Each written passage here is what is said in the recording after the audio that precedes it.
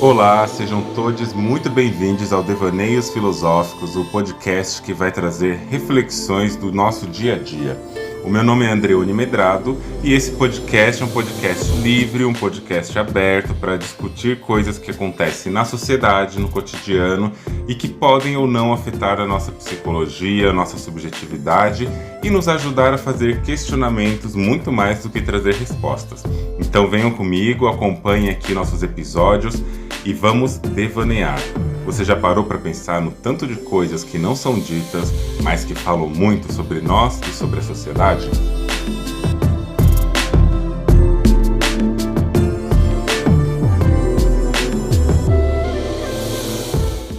No episódio de hoje, eu vou fazer uma coisa um pouquinho diferente.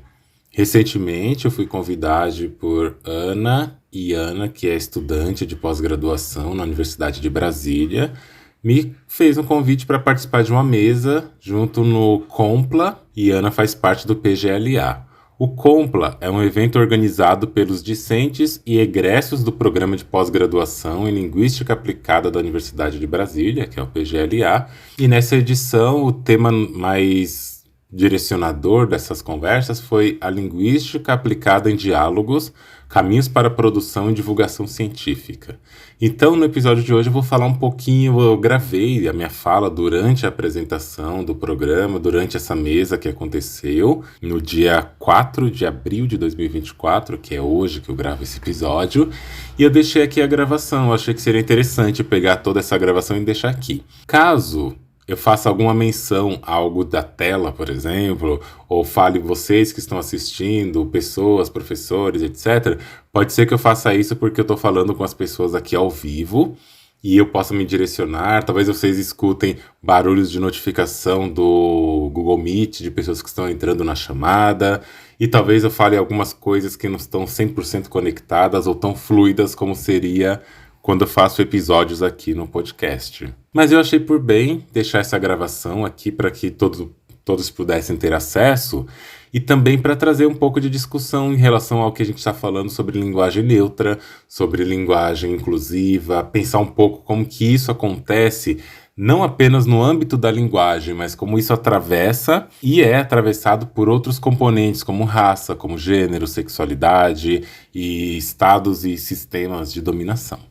Portanto, é isso que eu quero trazer para vocês, espero que vocês gostem. E no final, depois que eu faço a apresentação, eu também gravei a leitura de um texto meu que chama Translúcida para fechar esse episódio de hoje, tá bem?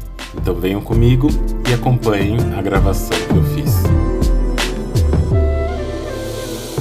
Eu acho que é interessante a gente pensar o que a gente está chamando de linguagem neutra. Eu falo entre aspas linguagem neutra porque no fundo mesmo eu não acredito que exista uma linguagem que seja neutra. Toda linguagem ela se serve de alguma coisa dentro de um sistema social, dentro dessa disputa de narrativa. E quando a gente chama de linguagem neutra, na verdade a gente está falando mais ou menos de uma tentativa de neutralizar esse uso mais sexista e binário do ele, ela, para ele, para ela. Só que no fundo nunca vai ser de fato uma linguagem neutra, porque toda língua ela está sob disputa, toda narrativa ela está colocada ali sob disputa. Para quê? Para construir identidades sociais, identidades individuais mesmo. E ela vai se servir e vai atuar e transitar junto com o conjunto de normas que pertencem à sociedade. Eu coloquei esse rio aqui atrás, não é por acaso, vocês vão ver que tem daqui a pouco um propósito para ter colocado ele. Mas aí o que eu queria mostrar primeiro é que se a gente fosse considerar a língua, né, como um sistema, e vocês da linguística, do português, sabem muito mais que eu, pensando que caso tenha existido um lugar de uma linguagem única, se quiser pegar na mitologia, a Torre de Babel, por exemplo, né, que fala que existiu uma linguagem, que a partir das derivações as pessoas começaram a falar tão diferente que tiveram que criar contextos, né, uma metáfora para isso. E eu trouxe um esquema que eu mesmo que montei, não levem esse esquema tão a sério assim, mas é um esquema para falar que se um dia houve uma linguagem mais universal, essa linguagem ela vai se distribuindo, ela vai se ramificando, pode ser que de um lado ela cresça, fique maior e tenha uma ramificação, depois ela continue até que ela acabe. Pode ser que a gente tenha linguagens que elas se expandem, em um determinado momento histórico elas retraem, depois elas crescem de novo e elas podem se modificar para uma outra coisa. E aqui a gente teria, por exemplo, nesse sisteminha hipotético, pelo menos essas 6 possibilidades de línguas ou de maneiras de expressão que surgiram a partir de um lugar. Só que, pensando no esquema, né, onde nós temos coisas que se derivam de um lugar comum e se modificam, isso vale para qualquer coisa. Vale para a língua, isso vale para a nossa própria ideia de país, de fronteiras geográficas, isso vale para a ideia de identidade, identidade de gênero. Não foi sempre que a gente teve nomeadamente homem e mulher, mas teve um tempo que isso ficou mais forte. A gente está num momento histórico, a depender do país, em que isso tem se modificado também. No Brasil também, nós temos visto que vários termos e terminologias têm surgido para tentar dar conta da pluralidade de pessoas. No fundo, a gente tem ali mais ou menos 8 bilhões de identidades, né? Só que politicamente a gente tem que se organizar, tem que fazer um certo arranjo para que a coisa continue, e a gente vai dando nomes, e esses nomes vão construindo sistemas. E quando eu falo, por exemplo, que eu sempre uso um exemplo de um rio para falar sobre a língua, esse exemplo não é meu originalmente, mas ele está naquele livro de Marcos Banho que chama Preconceito Linguístico, é um livro antigo, mas é um livro bem interessante, e que ele vai ter um momento ali que ele vai falar que a língua é quase que uma entidade viva. A língua ela está em trânsito, ela continua o tempo todo se movimentando. O que de repente acontece, como a gente pode ver aqui no exemplo dos rios, é que quando tem uma alta de rios, esses rios vão subir. Eles vão formar uma cheia. E de repente essa cheia vai extravasar para algum outro lado. Ela pode começar criando alguns caminhos laterais, alguns bolsões, até que esses bolsões podem fechar. E quando o rio abaixa, esse rio continua fluindo, continua acontecendo, ele continua arrastando pedras, continua tendo um ecossistema funcional. Só que esses braços laterais que ficam mais estáticos, de repente um lugar mais fixo, com menos mudanças, esses lugares com menos mudanças seria a norma culta. Então a língua, ela continua viva, ela se transforma. Conforme ela vai, ela arrasta terra, ela arrasta margem, arrasta galho, e ela está se transformando, ela não é mais a mesma. Para quem gosta de filosofia grega, dizem que não pode se banhar 2 vezes no mesmo rio, porque nem você nem o rio é a mesma coisa. E na linguagem seria mais ou menos isso, a linguagem se transforma. A norma culta é esse lugar do braço de rio, esse lugar onde, uma vez feito, uma vez colocado, tende a ficar assim. E, de novo, eu acho que é sempre bom a gente fazer essa análise para muitos outros contextos. Primeiro contexto, aqui é a linguagem que a gente está dizendo. Um outro contexto, a gente pode pensar na identidade. A identidade de gênero, quais seriam os braços de rio nessa metáfora? A cisgeneridade, o lugar onde colocam homem e mulher como alguma característica fixa, e essa característica ela não se transforma. Mas a gente sabe que as pessoas se transformam o tempo todo. E só existe um jeito da gente conseguir, mais ou menos, dar conta dessa imutabilidade, criando sistemas.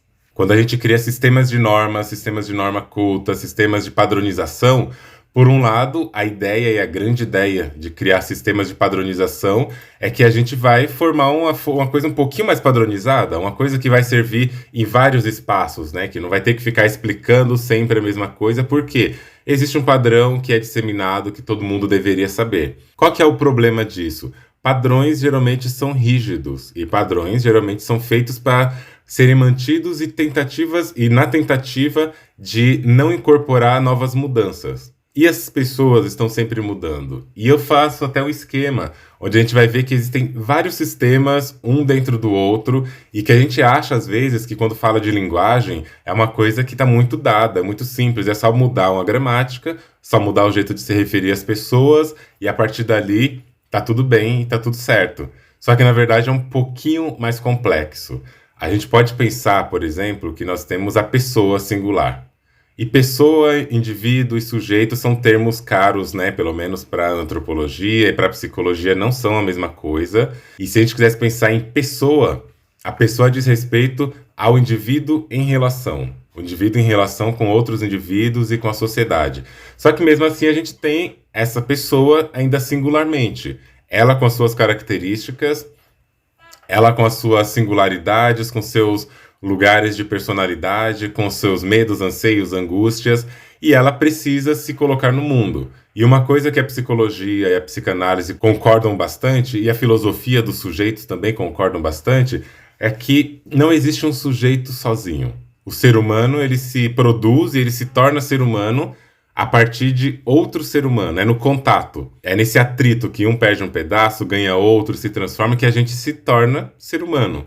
Só que onde que isso acontece, né? Se for pegar principalmente psicanálise, qual é o primeiro lugar ali onde a gente começa a entender que nós não somos necessariamente o mundo inteiro e que o mundo inteiro não está ali para nos servir? É no ambiente familiar, naquele ambiente do sistema, de repente, parental, de parentesco, onde a gente tem os primeiros contatos com pessoas, os primeiros contatos com transferências de ideias, com transferências de pertencimento, e esse sistema, ele vem de outros lugares. Então, eu sempre digo, nós, enquanto pessoas, estamos num mundo que já existia muito tempo antes de nós. A gente não chega igual uma tábula rasa, necessariamente, onde estamos vazias de tudo, mas a gente também não chega sabendo de um monte de coisa. A gente chega com pelo menos predisposições.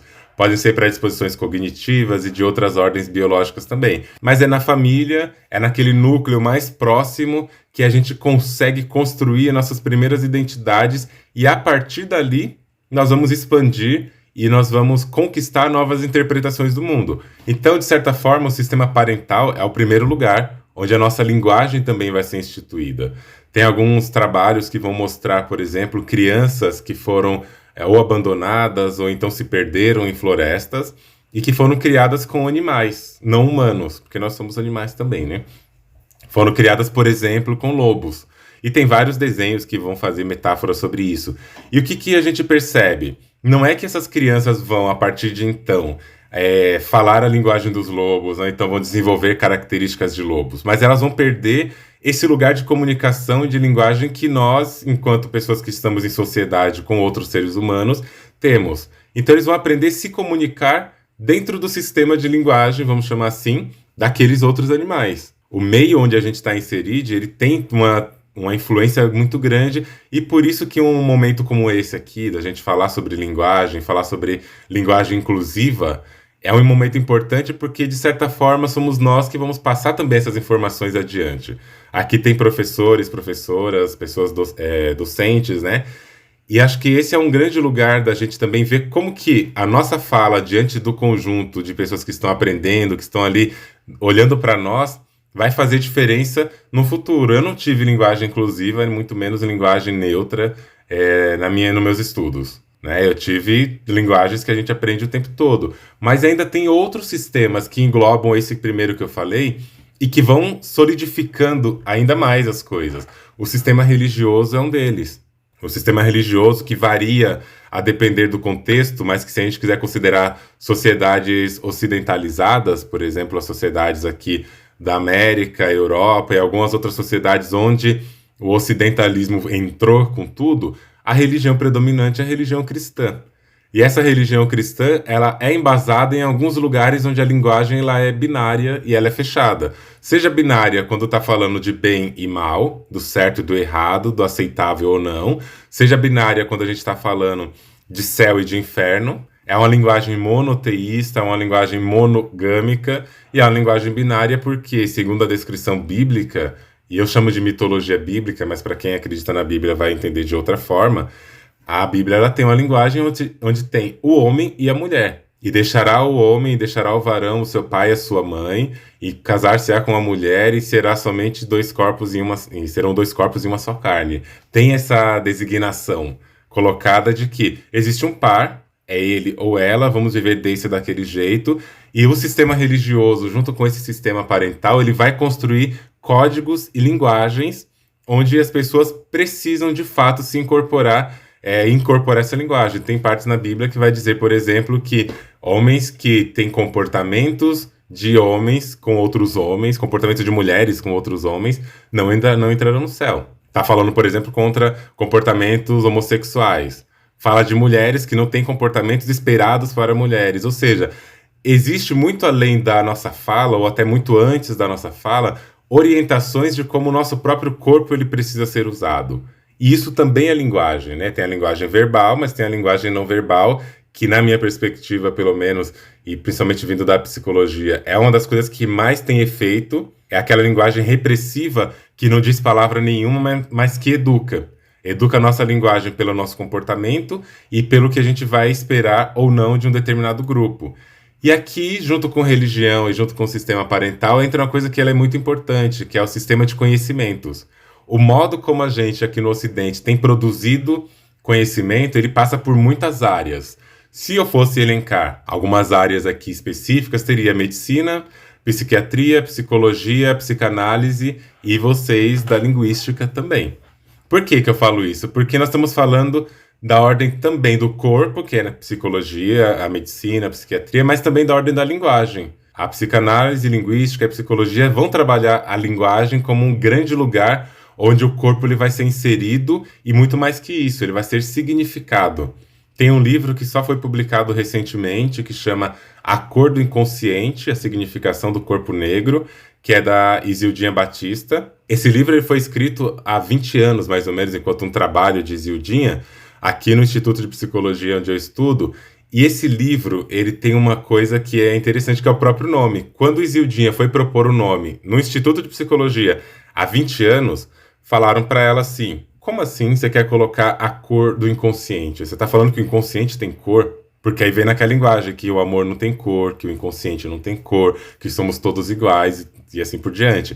Isildinha não quis comprar essa briga há 20 anos e colocou o nome do trabalho como A Significação do Corpo Negro. Passado 20 anos, ela publicou o livro finalmente com o nome que ela queria. Isso para a gente ver como um único nome de um título de um livro, ele passa pelo efeito da linguagem, que pode ser inclusive racial, não é uma coisa apenas da ordem de nomeação, né? É uma questão racial, é uma questão de gênero. Por que que acontece isso? Porque existe um poder de dominação dentro do sistema de conhecimento que busca uma neutralidade. Essa neutralidade que ela não existe, ela é buscada, e aqui eu digo uma coisa, até existe, né? Na medicina, na filosofia ocidental, em outros lugares de produção de conhecimento, existe um sujeito neutro. Quando eles querem dizer, né, que a ciência é neutra, que a linguística é neutra, e tudo é neutro, existe um sujeito neutro, mas ele é neutro de que forma? Ele é branco, ele é cisgênero, ele é heterossexual, ele é monogâmico, ele é cristão, e se a gente quiser ir mais ainda, ele é homem, cis heteronormativo, branco de olho azul. Esse é um sujeito neutro. Quando a gente produz o conhecimento e não diz para quem, nós estamos produzindo por um patriarcado, nós estamos produzindo conhecimento por um determinado formato de corpo. E a gente fala de corpo, a gente fala de língua, a gente fala de tudo o tempo todo. E como que pensar que a nossa linguagem ela vem, de repente, só de uma alfabetização? Ela não vem só daí. Ela vem de todo um sistema, inclusive médico, que desde o nascimento, desde os exames pré-natais, vai dizer ali, vai designar, vai assignar quem vai ser o menino, quem vai ser a menina. A emergência de pessoas intersexo também tem trazido uma atenção muito grande nesse debate, para poder dizer, tá, e quem não nasce nem assim, nem daquele jeito é o quê? E aí que a linguagem entra para tentar dar nomes e significados.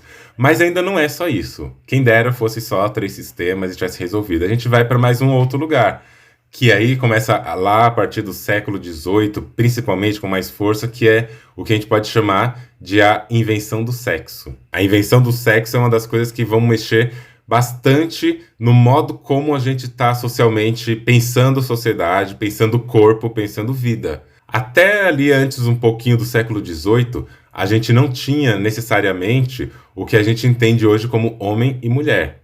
A gente tinha homens como um sistema, um corpo, um formato de corpo adequado, e tinha outros lugares. Só que depois, no século XVIII, começam a colocar a mulher como se fosse um reflexo quase antagônico do homem. E a mulher vai ser estudada a partir daquilo que falta nela, vamos chamar assim, daquilo que falta nela para ser um homem. E é a partir desse lugar que começa toda uma medicina que vai patologizar o corpo das mulheres. Quando a gente tem o começo da psicanálise, a gente tem a grande tema, que é histeria. Não sei se todo mundo sabe o que significa histeria. Histeria vem de histeris, que se vem de útero. Então, histeria era uma patologia, ou um problema, ou então uma neurose ligada a mulheres, principalmente. O estudo começa muito nesse lugar. Tem um livro de Jacques Lacan que chama A Invenção do Sexo, que vai mostrar que é a partir do século XVIII que entra esse par mulher nessa lógica do que seria um homem, do que seria uma mulher, do que seria um corpo. E muitos estudos vão se desenrolar a partir dali, muitos estudos vão se desenvolver a partir de então para fazer essa separação muito, muito marcada. E isso não vem sozinho, né? Não vem só com a medicina. Isso vem com roupas, isso vem com modos de comportamentos, expectativas de gênero.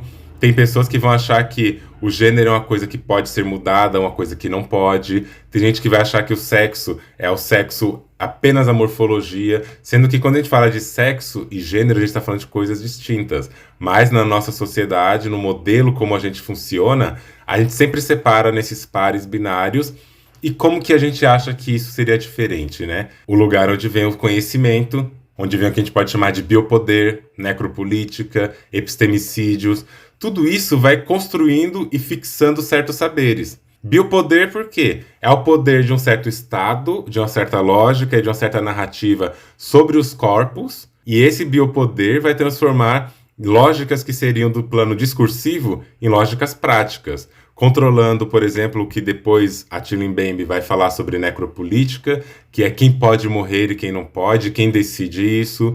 Vai estar aquela parte também do biopoder, quando em algum momento da história nós temos um psiquiatra criminalista chamado Lombroso, e ele vai começar a caracterizar pessoas pelo formato da mão, pelo formato da testa, da crista supraorbital aqui, e dizendo, essa pessoa tem uma morfologia de prostituta, essa pessoa tem uma morfologia de traficante, essa pessoa tem uma morfologia de criminosa, a partir de marcações externas. E parece que é meio desconectado, né, falar isso tudo em linguagem neutra, mas não é desconectado porque são a partir desses lugares de saberes que a gente vai construindo maneiras de compreender como que as pessoas são pessoas, o que é ser um ser humano e o que transforma um ser humano em um ser humano. E é a partir dessas significações que, junto com a linguagem, começam a definir o lugar social de cada pessoa.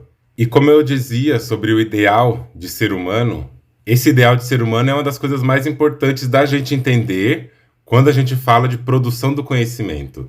Da gente entender quando a gente está falando dentro de um sistema de conhecimento e de conteúdo, o que produz o saber. O que produz o saber é a busca por um ideal de ser humano.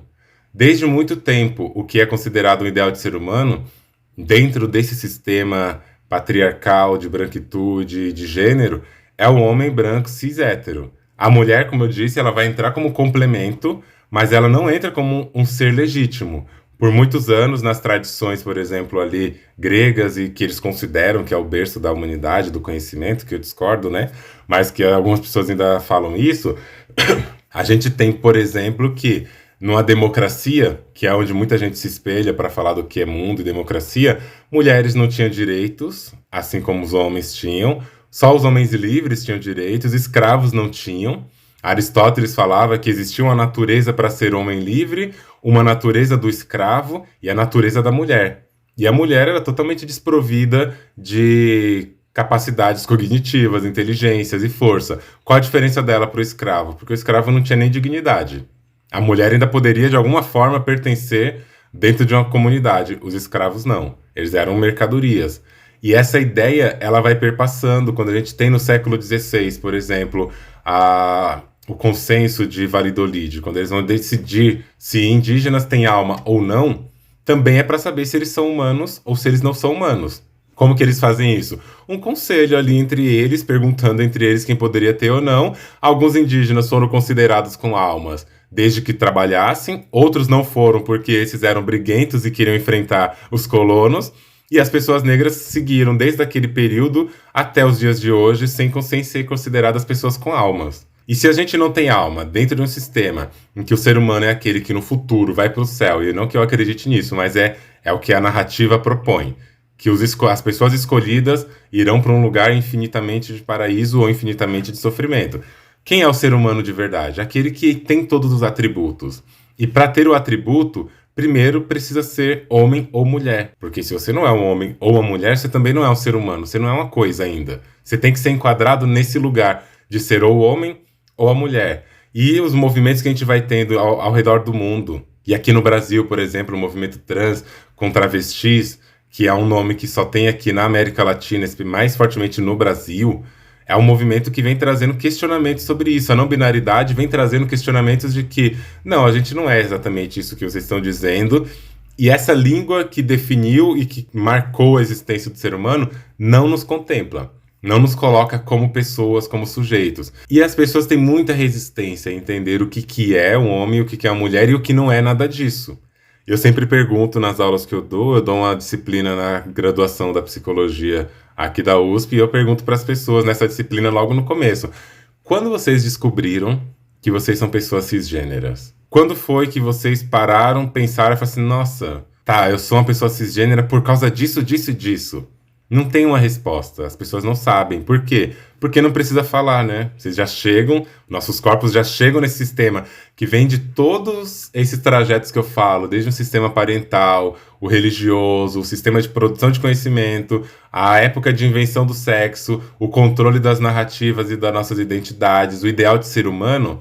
Quando a gente já está aqui na nossa idade de 7 anos, vivendo a nossa vida, a gente já sabe que eu sou ou um menino ou uma menina, e que não tem outro caminho. E o sistema, como ele funciona com C, né, sistema de cisgeneridade, é um sistema que vai proporcionar esse lugar de, primeiro, atenção, uma certa tensão de ser uma coisa ou outra. E se você não é, todos esses sistemas que eu falei, eles vão atuar sobre o seu corpo, sobre a sua subjetividade, sobre as suas ideias e sobre as suas vontades, construindo punições ou recompensas.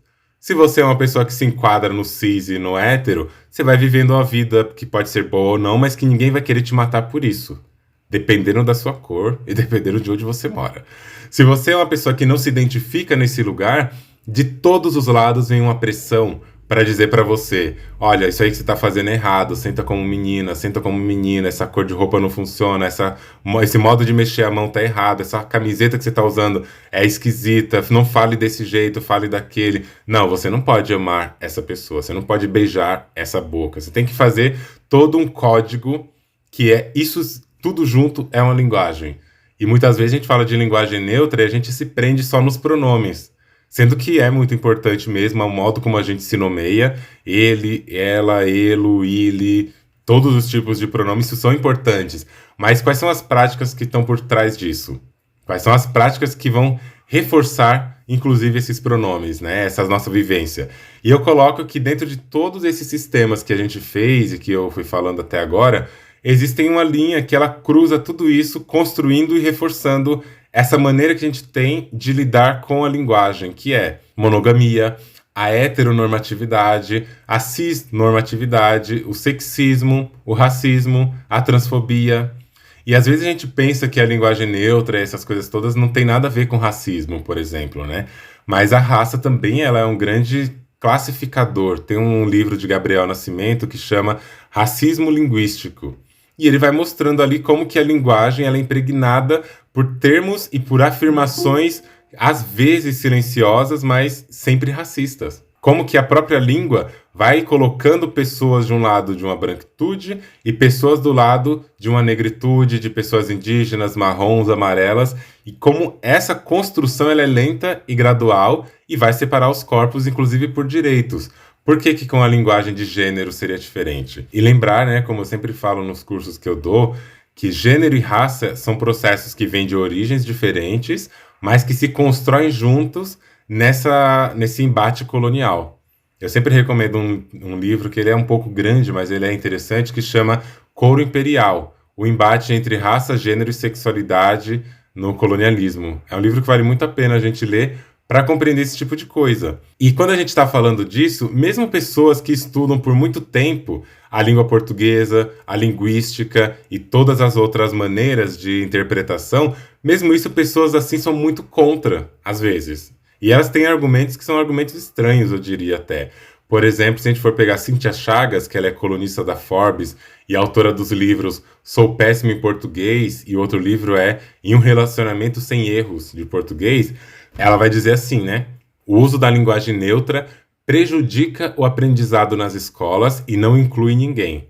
Isso porque atrapalha a compreensão das pessoas que têm dislexia, confunde os surdos que se comunicam através da leitura labial e atrapalha os cegos que leem através de softwares, já que aparelhos precisariam ser reconfigurados para abarcar o dialeto. Isso daqui eu acho muito interessante, esse argumento vazio. Por quê? Porque isso me lembra muito um dia que eu tava em Ilhabela. Eu tava indo pra Ilhabela e tem aquela balsa que a gente atravessa, né? Pra passar da cidade pra praia. Aí eu tava na balsa e tinha um conjunto de mulheres de aproximadamente 40, 50 anos conversando e eu conseguia ouvir o que elas falavam. E uma delas falou assim: Ai, como eu acho chato, como eu odeio esse negócio de horário de verão. Tudo que o ser humano coloca a mão, ele estraga. Eu preferi o horário que Deus criou, que é o horário comum. Aí o que, que a gente pensa, né? Esse horário comum de 24 horas sem horário de verão é o horário natural que Deus criou, sendo que isso também foi um fruto da expansão mercantil, isso foi um fruto da industrialização. Só que o que tem a ver esse relato com essa frase da Cíntia Chagas? As pessoas acabam acreditando que só porque chegou aqui, quando elas já estavam, é porque sempre foi desse jeito. Elas acreditam que, porque nascemos num sistema que está do modo como ele está, esse sistema sempre foi desse jeito, sempre foi assim. Quando ela fala que prejudica o aprendizado porque não inclui ninguém, atrapalha a compreensão das pessoas com dislexia e assim por diante, ela está deduzindo que não existe outra forma de ser humano, de aprender linguagem que não seja essa que a gente aprendeu. Porque se existe todo um sistema que chegou até onde chegou e está como está, é porque ele foi insistentemente, a gente viu agora há pouco, insistentemente colocado para funcionar desse jeito. Ele foi construído nesse lugar. Então, se existe uma leitura labial, porque a gente entende como pronomes e falas hoje, por que essa leitura não pode ser modificada? Se existe um aplicativo e softwares que vão fazer leituras do que a gente tem como está hoje, por que eles não podem ser modificados? Porque talvez a pessoa pense igual aquele conjunto de pessoas lá em Ilhabela, que é onde o ser humano põe a mão e estraga tudo, porque a linguagem natural da vida é ele e ela. Esse negócio de linguagem neutra não funciona. E uma outra fala que também vai caminhar nesse mesmo lugar, e de uma outra pessoa que é o Evanildo Bechara, filólogo, que ocupa a 33ª cadeira da Associação Brasileira de Letras, Academia Brasileira de Letras, ele vai falar a seguinte coisa: você não altera as regras do gênero, assim como não muda as regras de formação do plural e de conjugação dos verbos. Essa é uma mudança com a qual não é preciso se preocupar, porque jamais será aceita totalmente pela comunidade de falantes. E a gente vê uma certa incoerência, uma resistência a manter viva, né, aqueles braços de rio, que é a seguinte coisa: primeiro, você não altera as regras de gênero, assim como não se muda as regras de formação de plural. Gente, a linguagem é viva, ela se altera, ela se transforma, e já se transformou ao longo de muitos anos. A gente não fala mais voz em C, não fala mais voz com C, não fala mais um monte de coisa que já se falou muito em algum momento e que agora a gente não tem. A gente teve, em 2008, se eu não me engano, um novo acordo ortográfico que mudou um monte de coisa. Transformou um monte de modos de produzir a língua. E dizer que você não altera nada disso e que, segundo, não é preciso se preocupar, porque jamais será aceita totalmente pela comunidade de falantes, isso já marca um lugar. Que falantes? Quem são as pessoas que estão sendo consideradas comunidades de falantes? A gente já vê uma grande exclusão aqui, né? E essas coisas para a gente pensar como que existe um sistema de poder. A gente acredita que as coisas são, de certo modo, mais democráticas, de certo modo, mais aberto. A gente fala que a linguagem ela é democrática e tudo mais. Só que existe todo um sistema educacional que não é neutro. Foucault vai falar muito isso, que não existe um sistema educacional que ele é neutro. Todos estão ali a serviço de alguma relação de poder e de colocação de um ideal. Tem uma fala de Silvio Almeida também, que eu gosto muito, que ele fala assim que o maior aliado ao racismo é o sistema educacional. O maior aliado à transfobia também é o sistema educacional. Porque é lá no sistema educacional que desde muito cedo a gente aprende o corpo do homem, o corpo da mulher, como que se fala nos gêneros em português. A gente não tem, ou raramente a gente tem, alguma coisa nas escolas que vão dizer e vão dar a possibilidade da gente pensar que existem outro tipo de corpo, outro tipo de interpretação da vida, além de uma coisa, além de outra. Os corpos dóceis de Foucault, eu acho isso sempre... Eu gosto muito da teoria Foucaultiana, né?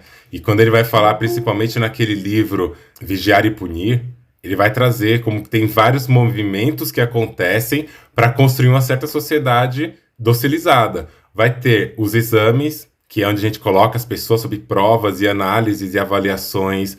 Vai ter o lugar do adestramento ou da disciplina, onde existe todo um código de forma de ser e de agir no mundo, e que, de novo, isso não precisa ser consciente. Isso não precisa ser colocado explicitamente. Ele precisa acontecer. E é uma coisa que tem naquele livro, Admirável Mundo Novo, que é uma parte que ele fala que o segredo da felicidade e da virtude é convencer as pessoas de que elas amam fazer aquilo que elas não podem escapar. Elas amam o papel social do qual elas não podem escapar. Quando a gente coloca isso, quando um sistema faz esse movimento de fazer as pessoas acreditarem que essa linguagem que foi colocada ali por Evanildo Bechara, de que não é nem preciso se preocupar porque ela nunca vai ser aceita, ou de então que isso não é mutável, quando a gente convence as pessoas de que isso é assim porque tem que ser assim, e elas acreditam que não existe outro jeito, de certa forma o sistema está ali triunfando, porque as pessoas estão conseguindo chegar no lugar que elas vão reproduzir sobre elas mesmas certas violências que elas acreditam que não tem outro caminho, que é só esse. E chamar pessoas por pronomes, por nomes diferentes, é quase que uma afronta ao modo como a gente aprende a ser pessoa na sociedade. E é como se a gente tivesse uma barra, onde de um lado tem tudo que pode ser feminino, e de um lado tem tudo que pode ser masculino, e que não existe um meio termo. E a gente sempre vai deslizar a nossa fala, a nossa crença, a nossa produção, de um jeito que ela vá ou para um lado ou para o outro. Quando, na verdade, o que a gente deveria pensar? Que essa lógica aqui, além de ser uma lógica binária, não é uma lógica que compreende a maioria das pessoas no mundo.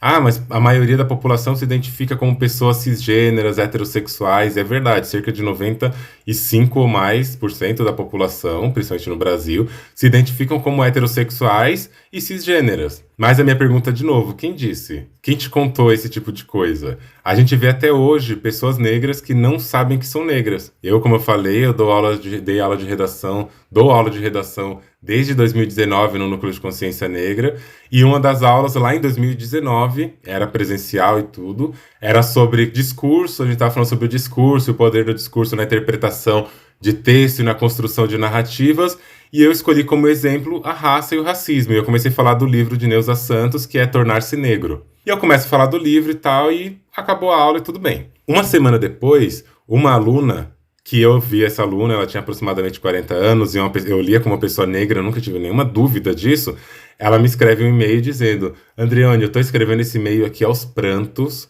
porque depois da aula eu fui procurar algumas palestras sobre o livro Tornar-se Negro, e eu me dei conta de que eu sou uma pessoa negra. Agora, aos 42 anos, eu me dei conta de que eu sou uma pessoa negra. E ela sempre foi uma pessoa negra, mas ela descobriu-se negra, assim como o Neuza Santos fala que ser uma pessoa negra não é dado a priori, é um vir a ser.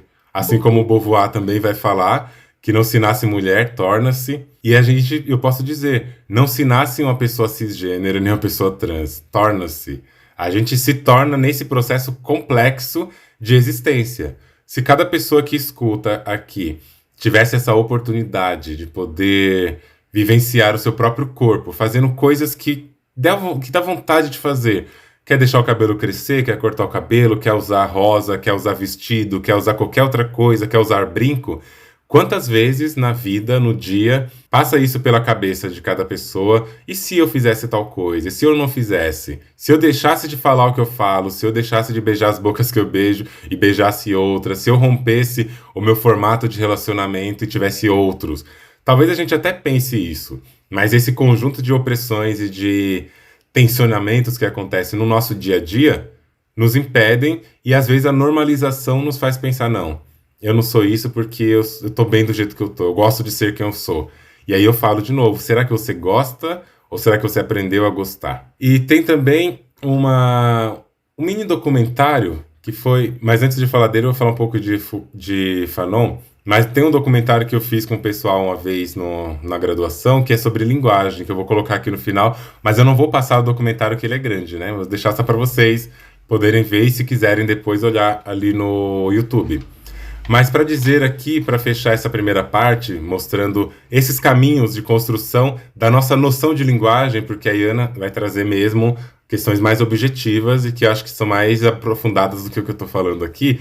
Mas o que eu quero trazer com isso que eu digo até agora, que falar, segundo Franz Fanon vai dizer, logo na primeira página do seu livro Pele Negra, Máscaras Brancas, falar é estar em condição de empregar uma certa sintaxe, é possuir a morfologia tal ou qual mas é sobretudo assumir uma cultura, suportar o peso de uma civilização.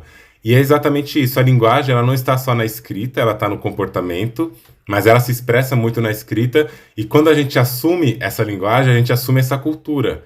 E é por isso que a gente também busca, de um jeito ou de outro, uma maneira de se inserir no modo de falar. E a gente tende, silenciosamente, a caminhar sentido a norma que é colocada como normalidade. A gente tende a buscar o que é o normal, entre aspas, o que é o hegemônico e o que a gente entende por ser humano.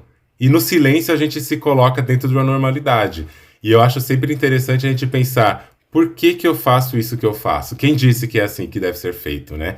E embora Pele Negra, Máscaras Brancas não seja um livro sobre linguística, primeiro capítulo do livro chama O Negro e a Linguagem. Por quê? Para a gente entender a nossa identidade, seja enquanto raça, seja enquanto gênero, enquanto sexualidade, enquanto pessoa, a gente precisa entender a linguagem. E às vezes isso é suportar o peso do que chamam de civilização e do que é ser humano também, e ver se a gente quer mesmo se incluir e se englobar dentro desse sistema geral que a gente aprendeu. Eu sempre apoio a revolução, né? Como Bell Hooks também vai falar, ensinando a transgredir, a gente também precisa aprender a transgredir, e a gente só vai fazer isso também com outras pessoas do nosso lado, quando tiver pessoas associadas a gente nessa luta. E o documentário que eu comentei é esse aqui, O que Esperamos da Linguagem. Aí tem 4 pessoas falando, eu sou uma delas, e na última parte eu vou falar sobre essa linguagem, um pouco nesse modo que a gente está colocando aqui, como que a linguagem ela entra como definidora de uma certa sociedade. Mas eu acho que por hoje é isso, eu queria trazer essas reflexões para a gente poder pensar e discutir um pouquinho mais e refletir sobre como que nós temos lidado com a construção da linguagem no nosso dia a dia, onde estão essas armadilhas da linguagem, que ela perpassa não somente o âmbito da língua portuguesa, mas perpassa o âmbito do comportamento, da disciplina, da docilização, e como que a gente vai, sendo pessoas que ensinam, pessoas que aprendem, como que a gente vai falar sobre isso no dia a dia, de um jeito que a gente não caia nessa armadilha de achar que o que está dado antes da gente é normal e é natural. E para fechar nossa conversa de hoje, como eu falei lá no comecinho, eu quero fazer a leitura de um texto que eu escrevi lá no dia 3 de agosto de 2023. O texto está no blog Devaneios Filosóficos e se chama Translúcida. E ele diz o seguinte: E o tempo passa. Escorrem-se as horas como um filete transparente de água de um riacho. Não volta no seu curso, não regressa em seu turno. Transcorre, transforma, transuente. O tempo é o intervalo entre aquilo que percebemos e que deixamos de notar. É a noção que temos de algo que jazia aqui, não mais se encontra como era, mas também a expectativa do não existir poder vir a ser. Assim, no ambiente supostamente imutável, em que não se percebe a alteração da luz, da temperatura e do som, o tempo não existe como uma ideia. Ele não é perceptível, não pode ser contado.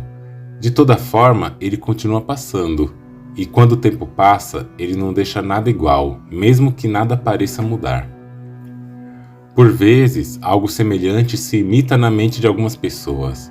Elas congelam os desejos, as ânsias e os objetivos que elas desenharam para suas próprias vidas, e fazem o mesmo para nós, planejam para nós um futuro e o congelam em si, em nós. Congelam nossa existência nesse projeto, fazem isso em suas mentes, e ali estamos sempre iguais. Sempre dentro das caixas do deve e não deve, certo e errado, aceitável e abominável. Não bastasse essa obsessão, esperam fielmente que as ideias que outrora figuravam somente nas suas mentes, torpes e sedadas, se transformem em realidade objetiva. Nossa realidade tornando-se suas. Mas eu já disse, o tempo passa, e está passando.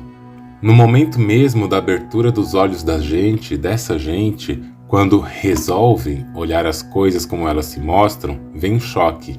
Olham para nós, ao passo que também se olham. Miram nossos corpos como se mirassem uma aberração. Olham então uma imagem totalmente diferente daquela esperada. Esperavam aquela engendrada e protocolada por uma criação tradicional e conservadora, que de tanto conservar normas para normatizar, que de tanto se conservar, se estragam. E é nesse momento que começam os espantos e as adjetivações. Ativam as condenações de um cristianismo adoecido e adoecedor, que diz amar a todos, mas que não suporta a menor diferença, que não suporta um corpo que não esteja pregado na cruz da obediência, cravado com os cravos de uma vigilância fanática e adornado com uma coroa de julgamentos agudos.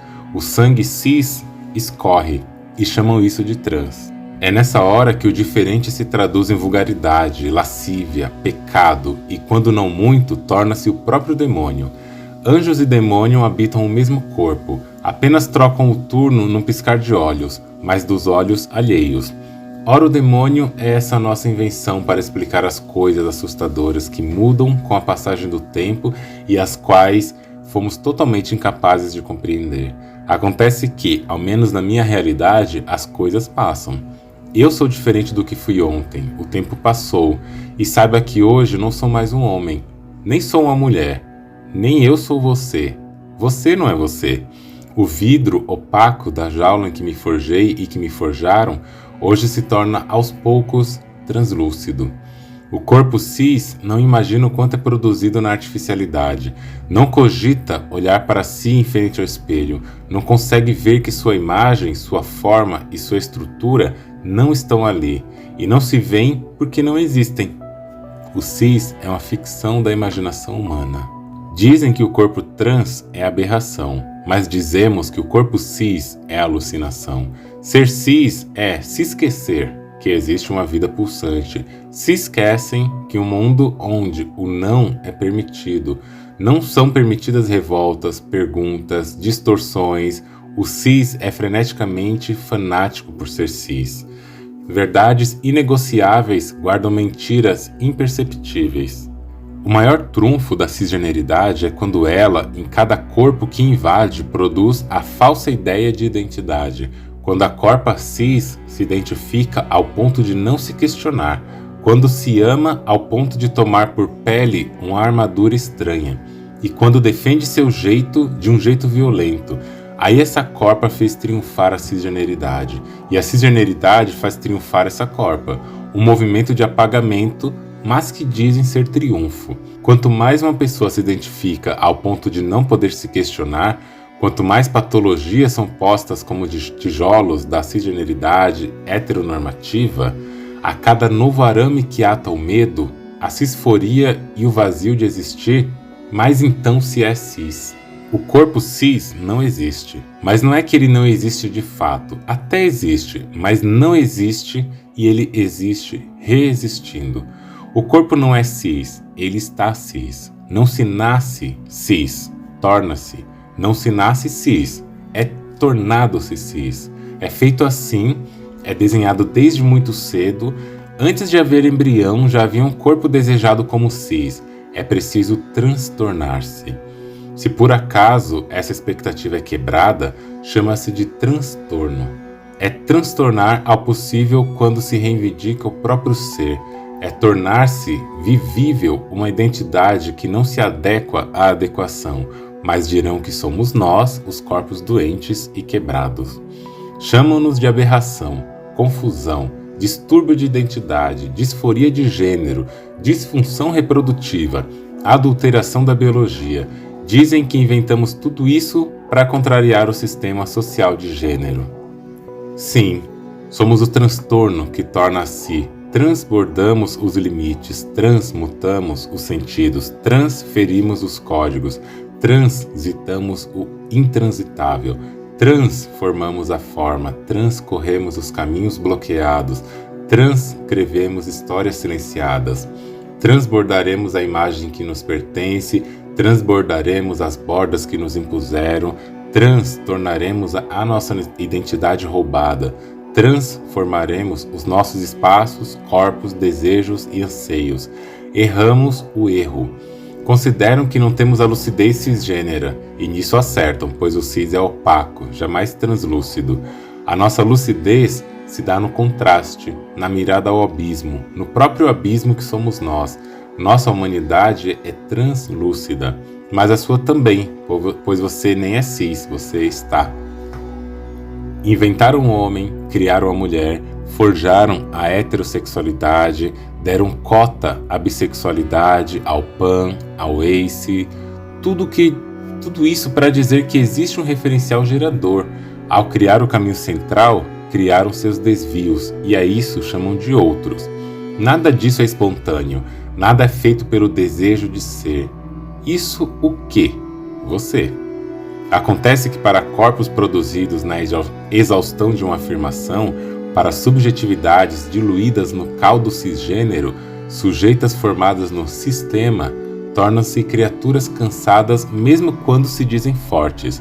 É preciso transtornar-se. Para muitas corpas cis, questionar-se é tão doloroso, se não mais, que assumir-se a ficção. Quem levou a vida toda erguendo um castelo de areia, quem montou cada pedaço dessa construção arenosa, certamente vigiará insistentemente sua obra, pois basta a maré subir e as ondas se agitarem para seu castelo desmoronar. E deve ser muito exaustivo tentar secar o mar todos os dias para que ele não avance sobre os seus sonhos frágeis. A indústria do gênero, ela é racista, é separatista, é assassina, é mutiladora. O cis é um projeto de morte, um projeto colonial. Você não existe, você se torna existência. Uma existência presa em laboratório. Nessa maldição do corpo cis, você precisa ceder a sua vida para seguir vivendo. A maldição é que, para cada dia de vida, você aceite a noite morrer por dentro, um dia de vida, um dia de morte, mas não a morte inevitável, e sim a morte produzida para te desfazer. O seu corpo não pode habitar o seu desejo não pode caber no seu corpo. Para existir, você precisa abrir mão da sua existência. Isso é ser cis, existir não existindo. E a maldição não acabou. Você precisa se negar para que se afirme, precisa não se questionar para que não te questionem. Num sistema de violências, no contexto de opressão, verdades incontestáveis são postas como o dito natural. Do que adianta dizer-se não querem ouvir? Mas dizemos assim mesmo. Mais valem perguntas que não podem ser desmontadas, fragilizadas, desfeitas e negadas, do que verdades que sequer podem ser tocadas. Duvide de tudo que você não pode duvidar. E se disserem que é algo imutável, se afirmaram que é algo eterno, atente-se. Esse algo provavelmente é sistematicamente mantido sobre violências discursivas. Ah, mas eu me identifico como homem. Ah, mas eu me vejo exatamente como uma mulher. Não sinto incômodos. Por que não posso ser cis? Por que vocês dizem que não existimos? Se não sou cis, eu sou o quê? Tão ficcional quanto eu, assim é você. A diferença é que não me prendo ao ficcional como algo imutável. Minha ficção, ela pode ser modificada. Não o assumo como sendo tudo que pode ser. Não tomo para mim o fardo da imutabilidade. O que é hoje pode deixar de ser amanhã. E isso me transforma. Passamos tempo demais afirmando um lugar que disseram ser o nosso. Pintamos de rosa e azul as grades da nossa gaiola e cremos estar decorando o nosso lar. Colocamos pênis nos homens e vulva e vagina nas mulheres. Afirmamos o masculino em cima do feminino e o feminino abaixo do masculino. O hétero é o funcional, pois dizem que reproduz. Afirmam que na natureza não tem trans. Os animais não precisam ser trans nem nada disso que os humanos inventaram. Um gato nasce, um gato cresce, um gato morre e não precisa reivindicar-se peixe. Bom, se esse argumento é verdade, o que fazemos aqui nesse texto na internet? Porventura os animais usam smartphones? Usam internet? Criam indústrias para poluir o ambiente conscientemente? Animais se reúnem aos milhares para assistir uma divindade cantando Alien Superstar? Mais que isso. E quem disse que nós não somos animais? O que acontece é o que pode acontecer. Se estamos é porque podemos estar. O que acontece é o que tem como acontecer. A grande questão não é se acontece ou se deixa de acontecer, mas por que acontece do jeito que acontece e só desse jeito controlado. Inventaram a diferença sexual nos mais diversos laboratórios. A biologia classificou os formatos, os cromossomos, as concentrações moleculares. A medicina criou o corpo adequado e funcional. A história selecionou que narrativa priorizaria nos contos fanáticos. A sociologia e a antropologia elencaram qual a cor desses sujeitos se tornariam aceita nas suas elucubrações. A filosofia definiu porquês e quais porquês seriam feitos com mais forças e quais seriam sistematicamente negados. A psicologia e a psiquiatria modelaram em seus laboratórios da mente quais os comportamentos seriam lidos como normais e quais deles seriam patológicos. E o que essas abordagens têm em comum é a cor, o corpo, o desejo e o local de quem descreveu essas verdades. Brancos, cisgêneros, homens, heterossexuais, norte-globais, fanáticos de si. Os corpos angustiados construíram saberes para aliviar suas angústias e viram que era bom. Não contentes e sem compreenderes em suas distorções, não satisfeitos em dar nomes às alucinações, resolveram então que todos os mundos deveriam ser medidos por suas réguas tortas e sanguinárias. O branco criou o negro, o cis recriou o trans, o homem criou a mulher, Deus montou o diabo e você me fez, ainda que só na sua cabeça. É preciso muita lucidez para rejeitar esses construtos. Um corpo translúcido não aceita reviver a opacidade do corpo cis. Todos somos coisa alguma. Ninguém é cis, quiçá ninguém seja trans. Ninguém tem orientação sexual, mas nos orientam sexualmente numa sociedade sexualizada. A supremacia do genital quer demarcar quem e quer definir o que carregamos entre as pernas. Querem medir os volumes e os comprimentos. Quantificam e qualificam aquilo que nem está à vista. Essa é a supremacia da genital que estão falando por aí. É sobre um sistema sexual que classifica corpos pela dedução de um órgão que nem sempre está à mostra. E com base neles, querem dizer o que e quem somos. Que nossos corpos possam ter pênis, vulvas, vaginas, dildos, nenhum, todos. E que possamos ser o que somos sem precisar que nos crucifiquem e nos coisifiquem. Que nossos feitiços nos façam. E nosso olhar foi distorcido para não enxergarmos nossas vontades. O genital foi desenhado no laboratório para definir nossa identidade. O sexo não é biológico, ele é biopolítico. A reprodução foi posta como marcador, mas nós transgredimos. Sim, somos o transtorno que torna a si. Transbordaremos os limites, transmutaremos o sentido, transferiremos os códigos, transitaremos o intransitável. Transcorreremos os caminhos bloqueados, transcreveremos a história e as histórias silenciadas. Transbordaremos a imagem que nos pertence, transbordaremos as bordas que nos impuseram, transtornaremos a nossa identidade roubada, transformaremos os nossos espaços, corpos e desejos e anseios. Hoje, na soma das forças, na conjuntura que nos unem, nos meandros das tecnologias de gênero, no subsolo, no telhado, nas fronteiras, nas margens, nós estamos resistindo. A nossa imagem será confundida, a sua imagem será questionada, e espero que seja feita por você também. Não é loucura olhar para si e se perguntar, e se? Não é desatino pensar no que poderia ser e que não foi. E se for, que sejamos loucas desatinadas. Está tudo bem se sua identidade não é a normativa, mas também está tudo bem se você não performa a ambiguidade estética. Ter de se adequar a uma estética para poder transgredir pode ser a maior prova de adequação.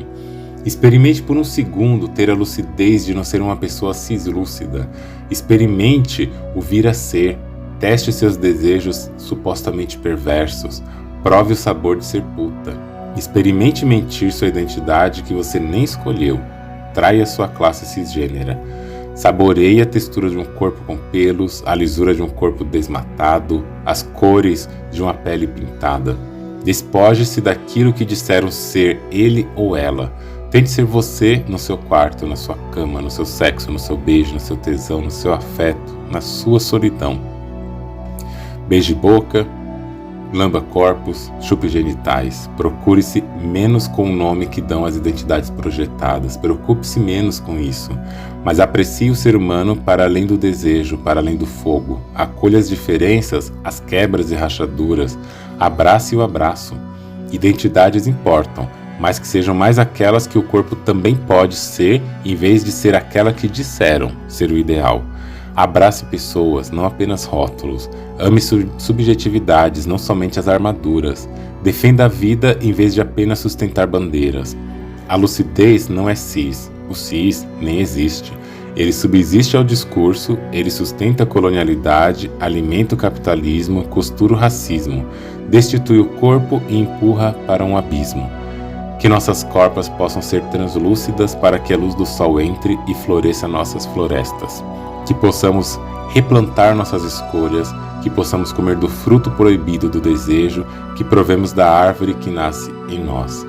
A nossa lucidez é trans, somos corpas translúcidas. Você já parou para pensar? É isso por hoje, pessoal. Espero que vocês tenham gostado desse episódio. Lembrando que vocês podem seguir o meu perfil no Instagram, andreone.medrado, e você também pode seguir no Twitter, que tá andre1medrado. Vocês também podem enviar seus depoimentos, reflexões, críticas e sugestões no link que eu vou deixar aqui na bio, na descrição de cada episódio, de um formulário. Espero por vocês nos próximos episódios. E já não esquece, compartilhe esse podcast com alguém que você conhece, avalie esse podcast ali, porque isso nos ajuda a alcançar mais pessoas e ajuda também na nossa produção de conteúdo. Vejo vocês em breve e um grande beijo e até mais. Você já parou para pensar?